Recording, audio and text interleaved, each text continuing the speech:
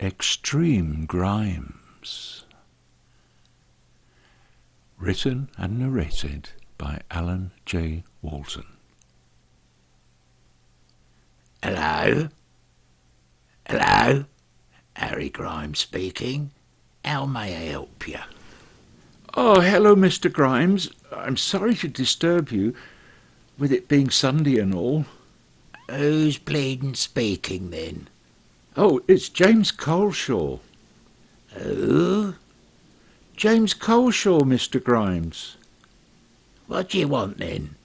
I hope you're not trying to sell me something, 'cause I ain't going to buy nothing on the rag and bone. Do you hear me? I was so worried, Mr. Grimes. You see, we took out a loan with your tallyman, Arthur, and unfortunately we've missed a couple of payments, and... Oh, good, it's you, Mr. Coleshaw. I was wondering why you was not making your promised instalments. It's not on, my dear fellow, simply not good enough. Do you hear me? Yes, Mr. Grimes. I know, but you see, I lost my job and I can't even afford to feed the children. Things are so bad now that the Social Security is going to take several weeks to help us. We're 3 months behind with our rent, and we could be homeless soon. Do you know what, Mr. What's your fucking name, Cold Sore? I could not give a skinwalker's toss about your situation.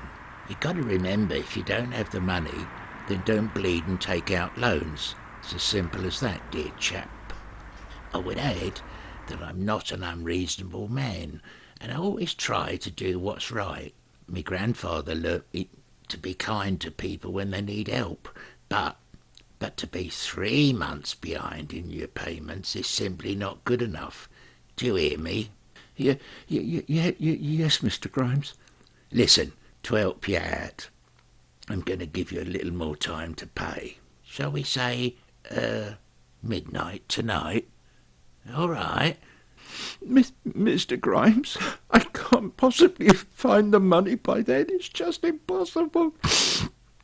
Please give me a little more time, can you? I'm sorry, dear fellow, but rules is rules.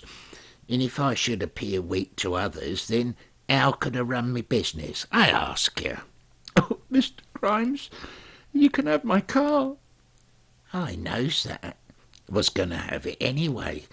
Call it recompense for the inconvenience you have caused me and disturbing my well-earned Sunday of relaxation. By the way, Mr. Coldsore, do you like dogs, I wonder? I do like some dogs, Mr. Grimes. That's nice. Can I ask you why? Yes, of course you may. I think me dogs will certainly like you. Okay then. I must get back to me knitting. Remember, cash through me letterbox, all 3 payments, or a bank transfer, but I always prefers the cash. Midnight, capiche? I try, Mr. Grimes. I'll try. Harry sank back into his armchair, sipping his pina colada. 3 Doberman pinchers eyeing his every move. Midnight arrived quite quickly, and Harry filled his hot water bottle and made his way to the stairs. He was 2 doddery steps up when he turned around. He had seen something out of the corner of his eye. It was an envelope.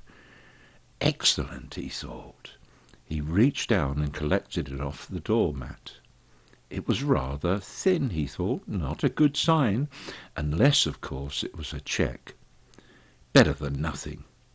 It was signed to Mr. H. Grimes. He opened it hastily. Dear Mr. Grimes, I'm terribly sorry for the inconvenience I've caused you, but I can't raise the money. Can you see your way clear to allowing a payment plan or something to help us get back on our feet? You've got my number. You can reach me any time. Harry was furious. Never before had anyone tried to be late with loan payments to the Grimes of Tilbury. He took a sleeping draught and shuffled up to bed. The morning would bring resolution. He giggled in a manic sort of way.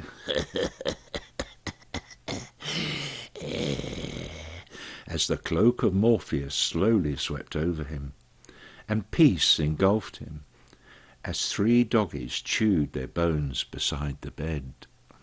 The Mercedes pulled up outside James Coleshaw's house. Harry, his brown, beady eyes leering, saw the curtains twitch. Someone was in. Excellent. Arthur switched off the engine and turned round to face his boss in the back. "We're here, boss. Do you want me to wait here?" Yes, I think that's the best thing, I think. I'm more than capable of sorting this out. Just wait for the master to complete his work. "Yes, boss. It's all sorted at Tilbury. Got a nice spot if you need it." That's a good girl, Arthur. Oh, and by the way, did you phone me buddy at the Nick? I don't want any of the filth rolling up, do we? All right. "I spoke to her brother from the lodge. Commissioner Davis. He will stop any visits from the constabulary." I'm going in now. All right. Inside, the Coleshaw family was shaking with fear, huddled around the telephone, frantic with worry, as nobody at the police station could offer a visit to their home. No patrol cars were available at the present moment. They could see the silhouette of a figure slowly approaching their glass-framed front door. They held on tight to each other as the shape approached. The children were crying. A black-gloved fist thundered once on the door. Mr. and Mrs. Coldsore, open the door now. Dorothy Coldshaw started to cry, and the receiver slipped out of James' perspiring hand and onto the floor. He walked slowly to the door, unbolting and unlocking to allow ingress of the unwelcome visitor. There was no choice. Grimes was far too powerful. Harry pushed his way in and looked down at the terrified children, enveloped in their mother's loving arms. Hello, my dear little kiddie winkies. Look, Mrs. Coldsore, me and your husband have a little bit of business to attend to, you know. Could you possibly excuse us while we sort things out? All right. The sheer terror in Dorothy's eyes pleased Harry greatly. When he saw clients cocooned in such fear, it pleased him enormously. It made him feel alive. Look, missus, here's a £5. What I would like you to do is take the dear little children down to the shop and get them some sweets or something. Have a walk or something and come back in, what shall we say, about an hour. We should be finished by then. All right. James nodded to his wife to do as asked, and Dorothy and the children went out and down to the shops. She prayed that she would see the police arriving. Arthur watched them disappear down the road. James was instructed to lock and bolt up the door, a basic precaution. Now, James, me good man, we have business to conduct. Shall we repair to the lounge and speak with a little comfort? James showed Harry the way, and soon they were sitting on the sofa together. Harry pulled out a small notebook from his overcoat pocket. Now, let me see. Who's this schmuck? Berrycroft. Batters. Yes, C. Croft. Oh, bleed now. I can't find your name in me book. You must be here somewhere. Nope. There's no cold sore in it. It's Coleshaw, Mr. Grimes. Oh, yeah. Here you is. Let me see.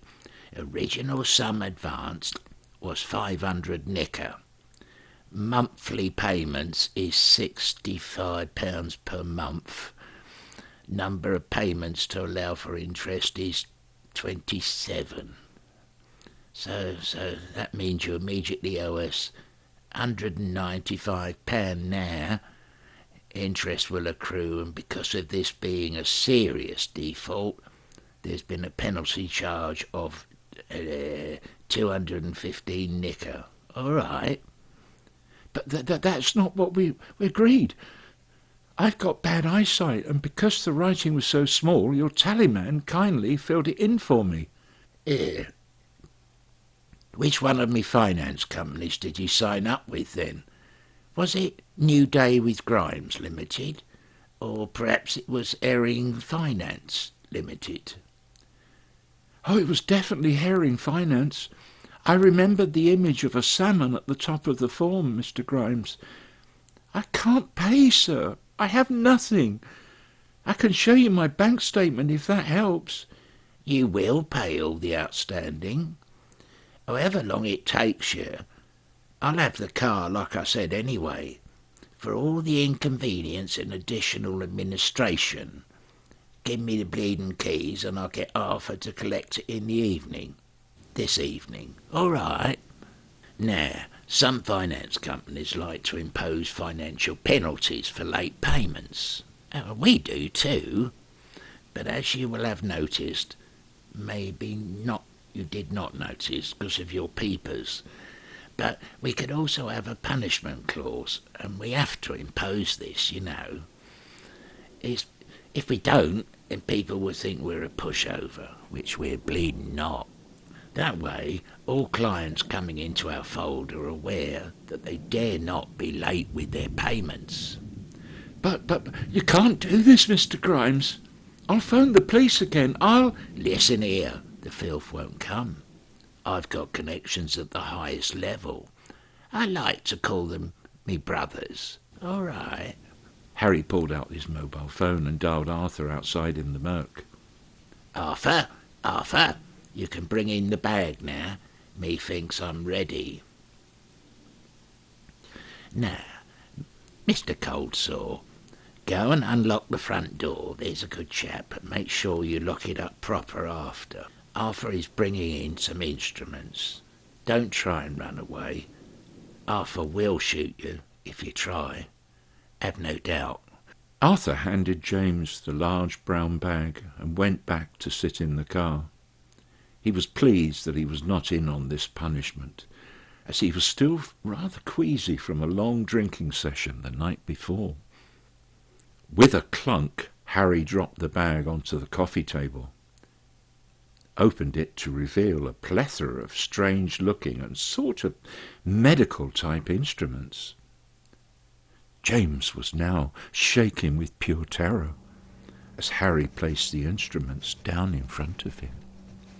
Harry noticed the bottle of whisky in the far cabinet and instructed James to bring it over with a couple of glasses. James complied.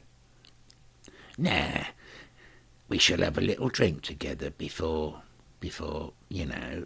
All right? I just wanted to let you know. There's nothing personal here, see? I simply must let our clients know that they can never, ever miss payments. All right? Here's to you. Chin chin. James did not notice Harry slip some powder into his drink. He found it rather slightly bitter.